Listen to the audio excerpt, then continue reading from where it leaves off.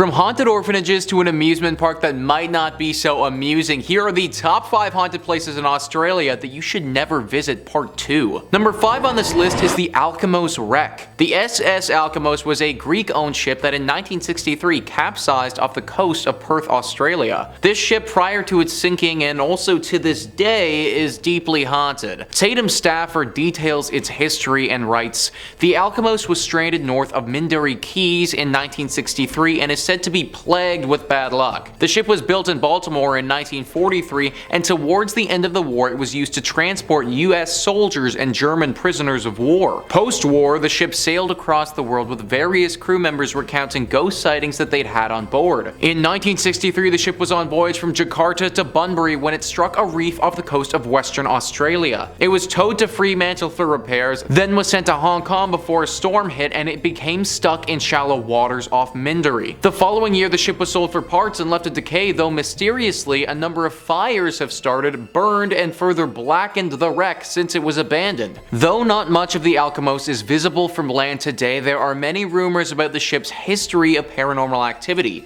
This includes the discovery of a swimmer's skull in its wreckage, and the stories of a ghost dressed in oilskins named Harry who's been spotted on board more than once since its sinking. So nowadays this wreck is the spot for scuba divers who enjoy the paranormal. They frequent it often and also get visited by many spirits who live there. Harry, the ghost that's been seen a lot, is apparently very friendly, which is a nice change of pace from the other hauntings on this list. Many of the people that have had interactions say that he, although sad, is just looking for a friend to reside with him at the bottom of the ocean. Even though this is on the list about places to never visit, I don't think that we immediately need to write off this spot.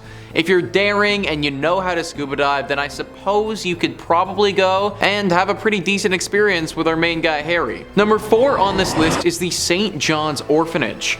Not that anyone would ever want to be an orphan to begin with, but if you ever were sent to an orphanage, this certainly wouldn't be first on your list of options.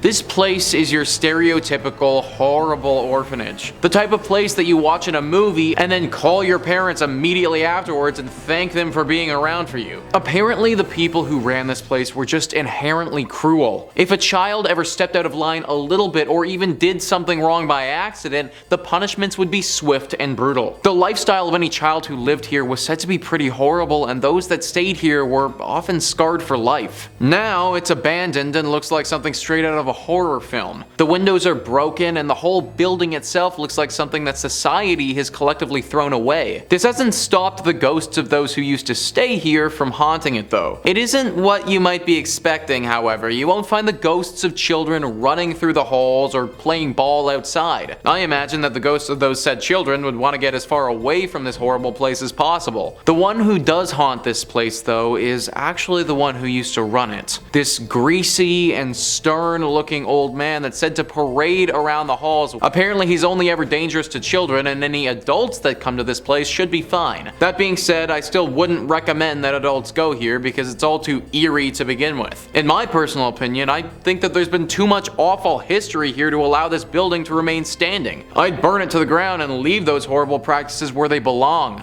Deep in the past. Number 3 on this list is Dreamworld. Now, how on earth could a place called Dreamworld be haunted? Well, apparently it all started when the people who filmed the hit reality TV show Big Brother had quite the ghostly encounter.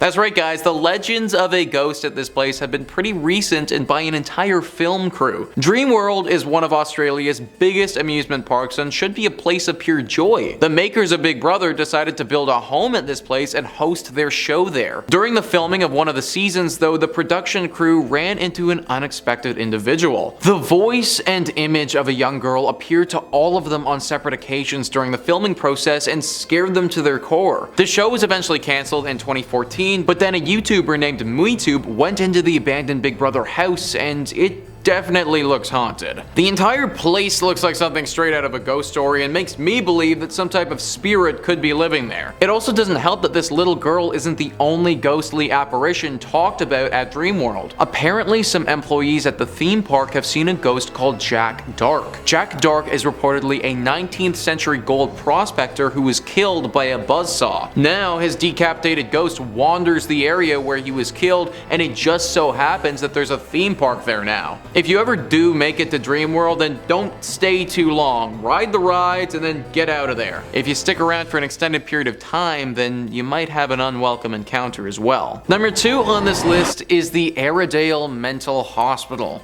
The Aradale Mental Hospital has got to be right up there as one of the most deadly mental hospitals in the world. Now what I mean by that is how many total people passed away within the walls of said hospital during its operation. For the Aradale Mental Hospital, this number was not insignificant. In its 140 years of operating, it saw over 13,000 people pass away. That's close to almost 100 people every single year that it was active. Just an absolutely horrendous statistic that speaks to the manner in which this hospital was run. If you've been watching this channel for a while, then you know that mental institutes built in the 1800s were often horrible places to get sent.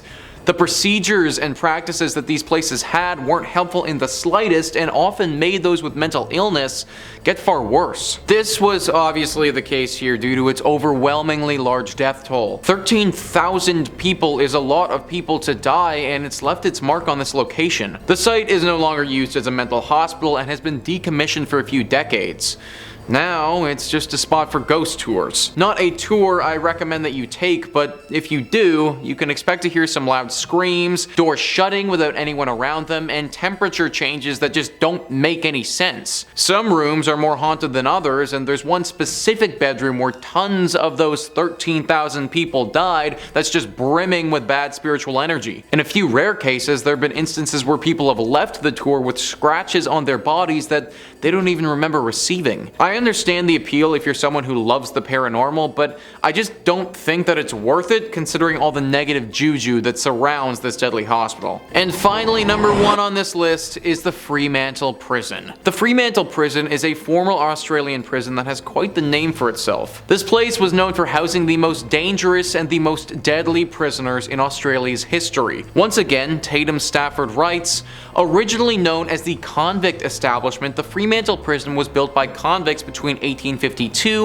and 1859 using limestone quarried on site. During its period of operation, the prison housed the majority of the state's murderers, thieves, and rogues, and during both World Wars, it was used by the Australian Army as a military prison for POWs. As time went on, it became increasingly difficult to accommodate modern prisoner management systems into a 19th century building, so in 1991, the WA State Cabinet decided to close the prison. Today, it's one of the world's largest surviving convict prisons with plenty of rumored paranormal activity. In its time as a jail, 44 people were executed at its gallows. Just one of them was a woman, Martha Rendell. Martha was convicted of murdering her 3 children, and legend has it that her face occasionally appears in the chapel window. So Stafford mentions one of the ghosts there, Martha Rendell, who lives in the chapel, but he doesn't mention Jack, who's actually a friendly library ghost. Jack is typically pretty chill, but the rest of them are horrible. Martha and the other ghosts that were here are the most sadistic murderers who ever lived in Australia, and they haven't changed much in death either. Going to this place and not being in a big group is actually life-threatening. These are the type of ghosts who will not hold back and will want to murder you for the fun of simply murdering you. Obviously, because of this, I cannot in good conscience recommend going here. There are countless documentaries on Netflix about serial killers, and that is a far safer way to learn about them than going to this prison. Well, there you have it, guys. That is our list of the top 5 haunted places in Australia, part 2. Please let me know in the comments down below if you've ever heard or been to any of these spots before, and some other potentially haunted places down under. Also, please hit the like and subscribe button. Thank you so much for watching. I've been your host, Nicholas Playlog, and I'll catch you next time.